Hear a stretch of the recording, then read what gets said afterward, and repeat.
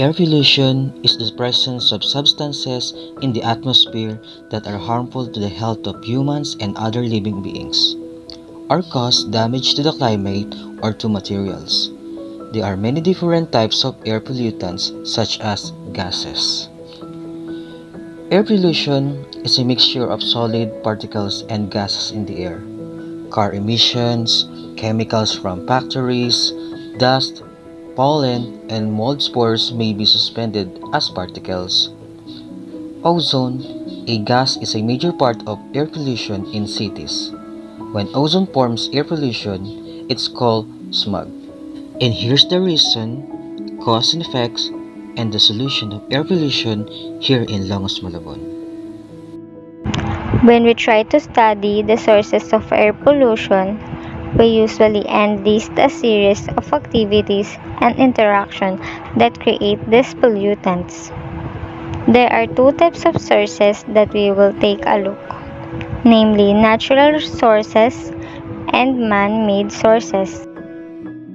Natural sources of pollution include dust carried by the wind from location with very little or no green cover, gases released from the body processes of living beings, smoke from the combustion of various inflammable objects, volcanic eruption, along with the emission of polluted gases also makes it to the list of natural sources of pollution.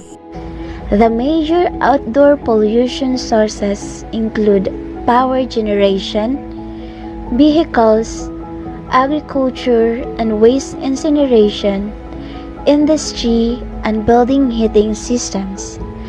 Smoke features as a prominent component.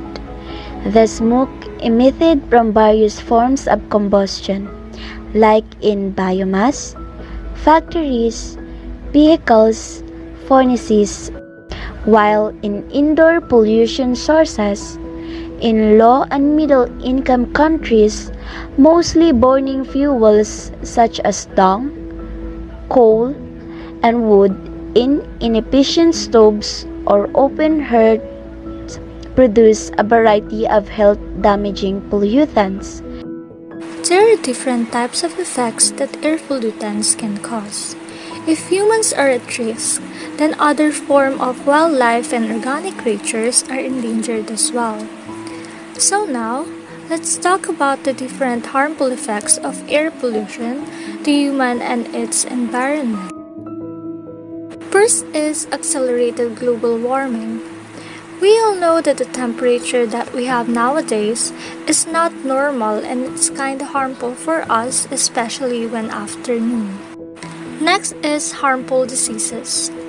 When they continually exposed to air pollution, humans become at higher risk for cardiovascular disease. Long-term health effects from air pollution include heart disease, lung cancer, and respiratory diseases such as emphysema. That's why it is very important for us to always wear our face mask when we go outside because it protects us on the air pollution around us. Burning plastic and other waste releases dangerous substances such as heavy metals, persistent organic, pollutants, and other toxic into air and ash waste residue. Such pollutants contribute to the development of asthma, cancer, endocrine disruption, and the global burden of disease. There are ways to prevent, control, and eventually reduce air pollution. First, renewable fuel and clean energy production. Second, energy conservation and efficiency. Third, eco-friendly transportation. Fourth, green building. In addition, the solution to air pollution is us. It's you and me taking action together, and you can start right now. Avoid burning plastic, plants, woods, or anything to create big air pollution. We can stop air pollution by don't smoke, we can use bikes than vehicle, so we can stop the air pollution.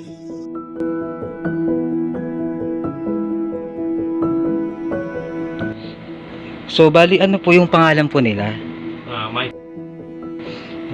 Bali, ilang taon na po kayo naninigarilyo? 4 na siguro. Bali, ano po, saan po kayo natutubong manigarilyo? Tsaka klase. Minsan, yung iba pag sa tsuhin, ganun, nakikita mo sila, so may influensyahan ka. Bali, nakakailang stick po kayo or kahapon ng isang sigarilyo sa isang araw? Hindi naman ako nakakisang sa isang araw. Siguro, most likely mga 10 sticks a day. Pero ngayon siguro mas mababa niya. Mga 5 sticks a day na lang, 6. Bali, alam niyo po ba na may masamang epekto po yung paninigarilyo po sa inyong health? Oo. Lahat naman mayroong masamang epekto pag sobra. Lalo kasi nicotine kasi yung ni-inhale mo. So, syempre, nakakakos ng dumi sa baga. So, aware naman ako dun.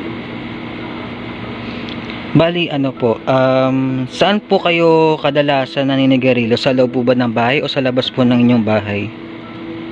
Minsan sa loob, bubukas ka lang ng bintana. Minsan naman sa labas din. Syempre, kasi may mga kasama kang bata sa loob ng bahay. So, dapat ingat din. Kasi second-hand smoke, mas malala nga daw yun. We all know that Malabon has poor waste management because when the rainy season arrives and heavy rains pound the metro, Malabon residents anticipate waking up the floodwaters outside their homes. Floods also make our air polluted because of garbage.